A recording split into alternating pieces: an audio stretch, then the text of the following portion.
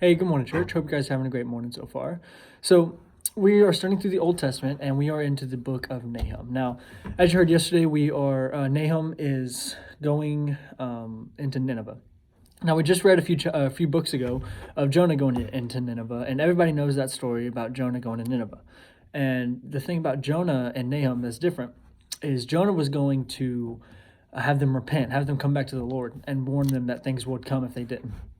And so they repented, and then they turned right back into their evil ways. So here comes Nahum, right? Nahum is the second recorded prophet sent to Nineveh. And this time, instead of saying repent and come back, he's saying something's coming. God is coming to get you, right? And so we're in chapter 2 today, and really this bit it's a scary chapter. The more you read it, the more you put yourself in the shoes of the Ninevites being in Nineveh when this is happening. It's a scary thing, and just imagine hearing Nahum coming into your city and describing this.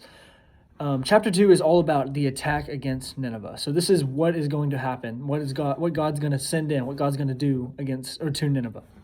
So if we start in verse 1, it says, "One who scatters is coming up against you. Man the fortifications, watch the road, brace yourselves, summon all your strength." So verse 1 is just saying something's coming, right? Then we get into verse 2. It says, "For the Lord will restore the majesty of Jacob, yes, the majesty of Israel, though ravagers have ravaged them and ruined their vine branches." So this is again Nahum saying something's coming. The Lord is going to restore his people, right? Because Nineveh has been hurting and ravaging and everything against Judah, which is Israel, right? So then we keep going.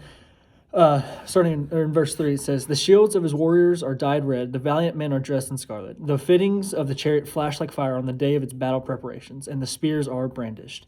Chariots dash madly through the streets, they rush around in the plazas, they look like torches, they dart back and forth like lightning." Like that's scary. Like that imagine being in Nineveh when that happens right there, right? But what's really scary is when we get into verse 10, or verse 9, it says, "Plunder the silver, plunder the gold. There is no end to the treasure and abundance of every precious thing.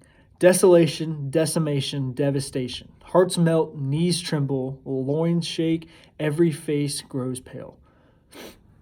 This is terrifying. That is God coming down on Nineveh, and it just shows the almighty power, everything that God can do, and how easily he can just do it. There's nothing stopping him. Nothing can stop him besides him. And it's just going back into verse 2. It says, "For the Lord will restore the majesty of Jacob, yes, the majesty of Israel. Though the ravagers have ravaged them and ruined their vine branches." Things are going to come in your way. Trials and tribulations are going to come to you. Things are not going to go well. But look how easily things were going bad for Judah. Look how easily God turned it around just like that. God just says, "I'm going to restore my people. I'm going to destroy their enemies." And I just want you guys to think about that in your own lives. It doesn't have to be on a huge scale like Judah and Nineveh, but just in your own battles, that things are going to come your way. Nineveh had been fighting against Judah for hundreds of years, and God finally said, "It's time. I'm going to destroy you." So I just want you guys to think about that, how powerful God is, and nothing stops him. He can go and destroy everything, desolation, decimation, devastation on your enemies because you ask God to. So hope you guys have a great rest of your day. God bless.